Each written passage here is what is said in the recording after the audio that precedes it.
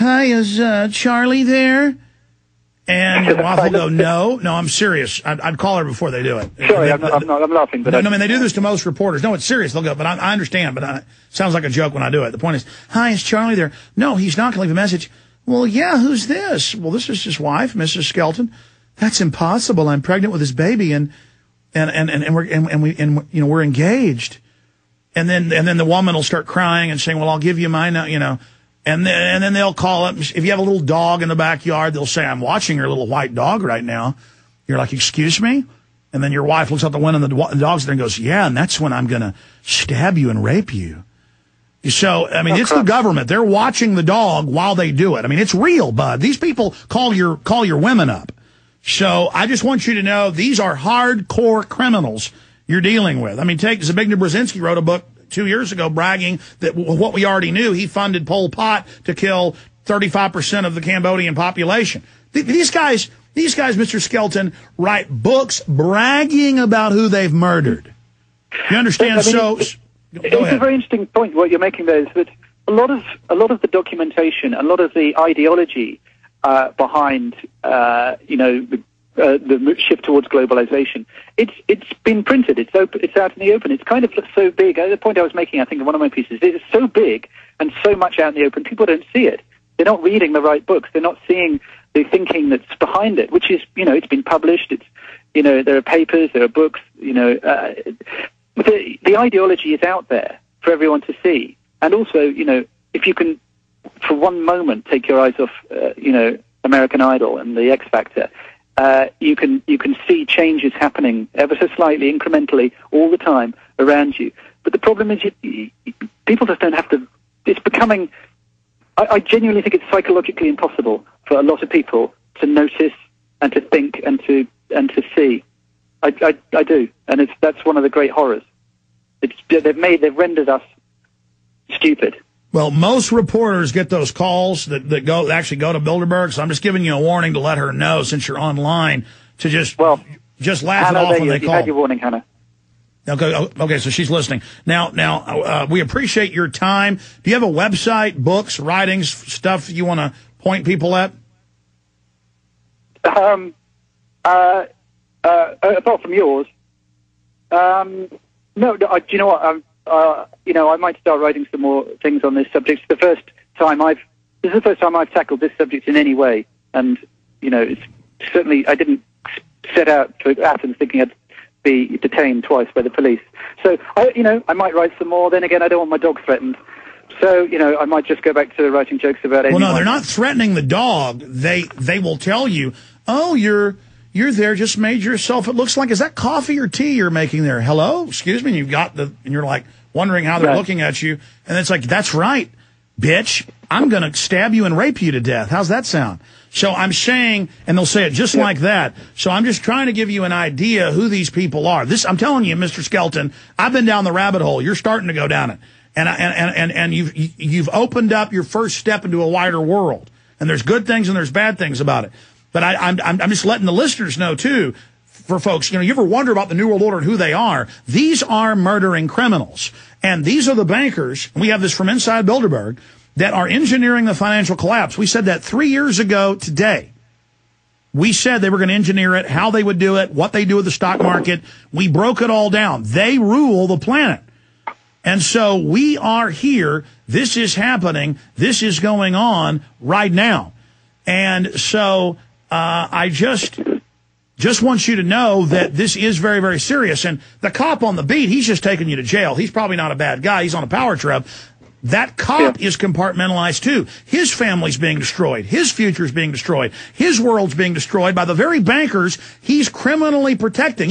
He has to break a law and violate your free speech under the EU Charter and under the laws of Greece. They break the law and keep taking you to jail. Beat the rap, can't beat the ride. So they're committing crimes to destroy their own futures. I've just thought of a book I'd like to recommend. What book is that? Well, it's a little bit odd. You might think me recommending it, but I picked up a copy of the diaries of Goebbels, the German propagandist from World War II, one of the most evil men of all time, but also one of the most brilliant psychologists. And these papers were rescued after the war, and almost by chance. And what's revealed in his diaries is just one of the early exponents of propaganda, of mind manipulation, of population control, giving and taking, guiding the public mind. And it's an extraordinary read. And I recommend everyone to just have a look at it, because you read it and you go, my God, this guy is he's one of the groundbreakers there. He's one of the groundbreakers. Well, you know who he cited? He cited Edward Bernays. I heard that today, actually, funnily enough. Yeah. No, so you were reading them? Yeah, I've actually read part of those. I didn't have time to read the whole book. Which book do you have? There's two books that I know of that have the writings of... do you know what? I don't know. It's an old tattered Joseph copy Goebbels, the bookshop. Nazi propaganda Gauleiter. Stay there. Let's do one more segment. Charlie Skelton, you're a smart guy. Write for London Guardian. Write for a lot of big publications. I'm not here preaching at you. I'm just telling you, I've been there. I've seen it. I can't believe how evil the globalists are, but they revel. They one-up each other on who is the most ruthless, who is the most corrupt. And Edward Bernays and Joseph Goebbels, that's 80-year-old stuff. You know, when they were really in their heydays.